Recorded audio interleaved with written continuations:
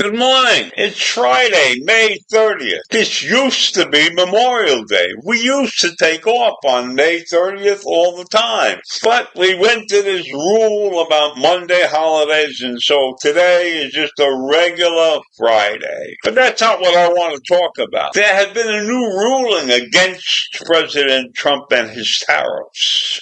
And this tariff ruling has created more chaos on top of chaos. So an obscure federal court blew up the cornerstone of President Trump's economic agenda last night. And this represented more chaos, creating more chaos on the global economy. And it all but wiped out his negotiating leverage with trading partners.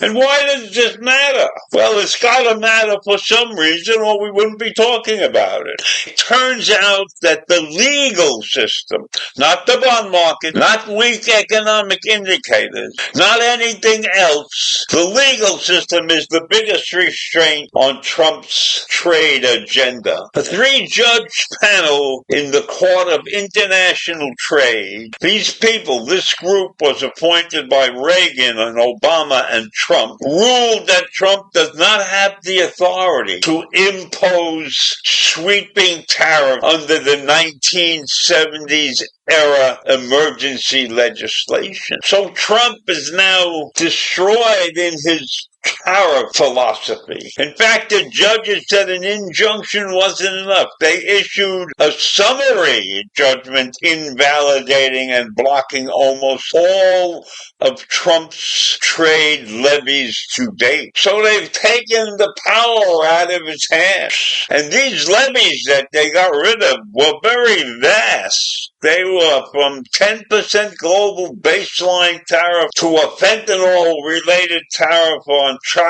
China and Canada and Mexico. And they paused all the reciprocal tariffs on dozens of other countries. So they've taken this weapon right out of Trump's hand. What is he going to do as a president now? He's a tariffless man, a tariffless president. I'm sure he's not happy to be powerless. So in the big picture, tens of thousands of containers full of goods enter the United States every day. And now we are not sure what levies to assess against these contents today versus yesterday. So this is a mess that could snarl the country, snarl the commerce in this country for days to come. And listen, we have to follow the money. The levies, while causing huge economic strain, were also generating a significant revenue for the government. Almost $23 billion this month. They were the cornerstone of the administration's fiscal plan. And trade advisor Peter Navarro wrote in an op-ed that the tariffs would generate up to $3.3 trillion in revenue over the next decade. But now that has disappeared.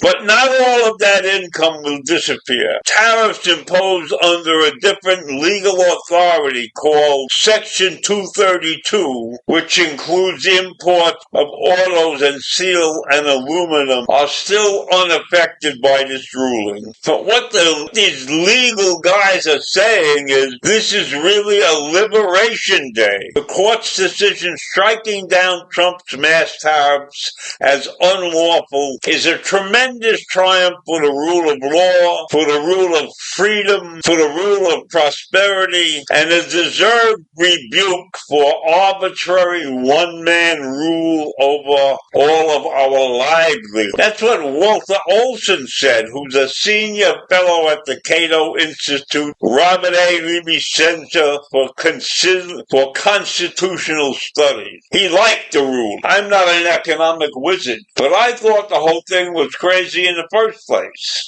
Not so much that we have to have tariffs, but the extent of the tariffs, the massive attack on all of these imports. That's what bothered me. There had to be a simpler approach, even to generate a certain amount of money, but not 25, not 50%, not this and not that. I don't think Trump knew exactly what he was putting down on paper. The numbers sounded good to him, and so he went ahead with it, and he caused chaos. But that should be his middle name, Donald Chaos Trump. How about that? In any event, most of the tariff situations have been struck down for now, and we'll have to wait and see what happens in the future. So have a great day. Take care. Bye.